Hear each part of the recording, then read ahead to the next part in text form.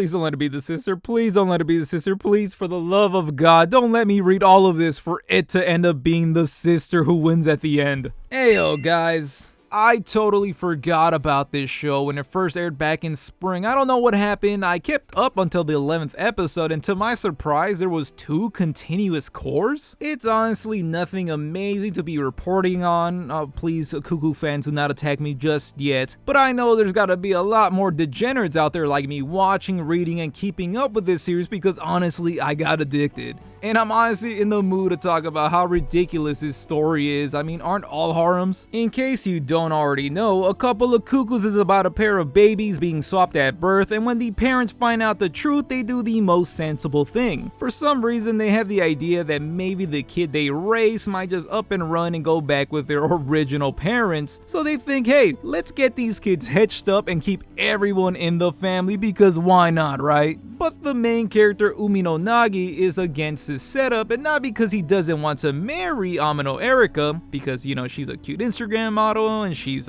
she's rich now, because apparently his original parents, his birth parents, are rich, so why wouldn't he want this? Well, because he's in love with his school rival, Segawa Hiro. Talk about a love triangle, right? Well, actually, no, it's a prism of love because they should be going to prison for involving his sister. Because Nagi's little sister that he was raised with, Sachi, is against the idea of him being engaged to Erika, her long-lost sister. And no, she's not against the idea because he's getting engaged to her long-lost sister. She doesn't want him to find any kind of love. But this actually really works out for Sachi because her brother is actually not actually blood related, and she's been having somewhat of an Oni-chan crush, and God, I don't like this at all, but it is a spicy little story. What's next? They're gonna involve the mom? Oh God, please don't do that. So Nagi is in his popular phase and has 3 girls to choose from, but it should only be 2, but later becomes 3. It's not the mom, I swear to God. And I'm sorry guys, this is a manga video and there will be spoilers like I said in the beginning of the video, so tread lightly.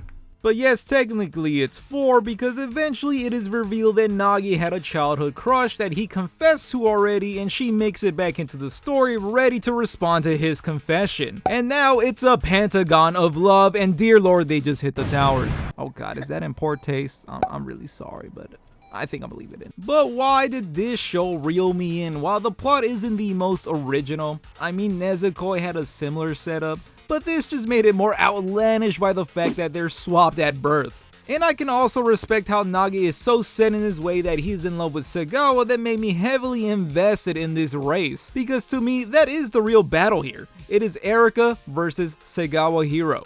This is my speculation, but I am 95% sure that Nagi will end up with Erika, but my heart, at least while watching the anime, was Segawa. So yes, I'm here to declare that I am Team Hiro, but, and a big but, I won't be salty if it's Erika that wins in the end, because they almost make so much sense. By the end of the anime, they end up getting along very well and really start looking out for each other's well-being. And Hiro really teases it up with Nagi and actually is interested in a relationship, but also plays really hard to get, and I just really like this dynamic, and it says a lot about me, right? Some characters should take notes. Loser. And I'm gonna interrupt these 2 girls with the other 2 interruptions, because then we have Mochizuki Ai. I think that's how it's pronounced, but when reading this, because she comes out later in the manga, it felt like AI, because it felt like she spoke like a robot and always talking in the 3rd person and always acting robotic with her simulations. And while she has her cute moments, I haven't completely warmed up to her because she honestly has come so late in the story to shake up this dynamic that I can't find myself really rooting for her, and it almost feels like it's too busy with her in it. Some would say that yes, she does make it too busy, but now we're at a moment where she's helping Nagi out, so I want to see how it plays out. While she does interrupt the 2 main girls dynamic, I kinda give her a pass because she doesn't get that much in the way, and she kinda does have that first dibs because Nagi did, confess to her first, and she didn't get a chance to respond. But she's still an interruption to the main dynamic, but she isn't as bad as Sachi. Please forgive me, Ruka. I really disagree with the Ruka hate, but I think I know how it feels to be those fans that really dislike her for interrupting the main dynamic, but I really dislike Sachi for the very same reason. But I still think that Ruka gets a pass because she is best girl. Fight me, but do it at this video because I made a whole video defending her, at least a big portion of it right here. Sachi would have honestly been a decent third option if she was solely Erika's little sister. Actually, she still is, but what I mean is completely disconnected from Nagi and never being raised with him. All she seriously does is destroy any kind of development, as if the story is really racing to any kind of development, but I'll get to that when I focus on Nagi. And she does it without any anime resolved. She will rat anyone out and try to manipulate the situation to mess up Nagi, but never acts upon it. And I'm getting ahead of myself here, but Nagi is the stupid, clueless harem character that leads on Sachi too, because he's such a caring brother who's kind of in love with his not so blood related sister. I seriously wish that they left Nagi's feelings towards Sachi ambiguous. The will they, won't they should have just stayed at that. Let her be a disruptive little sister and not an actual love interest. Who is this even made for, honestly? Oh, I guess I know who, and I guess I'm on the same boat since I'm watching it, but I'm not rooting for it. Like, if the first accidental kiss wasn't enough, there had to be another kiss, and in front of everybody. Like, why? Oh! Ew! Dude! What the fuck? I was so close of dropping the whole thing at that point. Why am I still reading this? Who am I trying to kid? Like, I am entertained. I'm the same guy that reads Rent a Girlfriend weekly. And I'm sorry if you're a Sachi fan, but I just do not approve of it.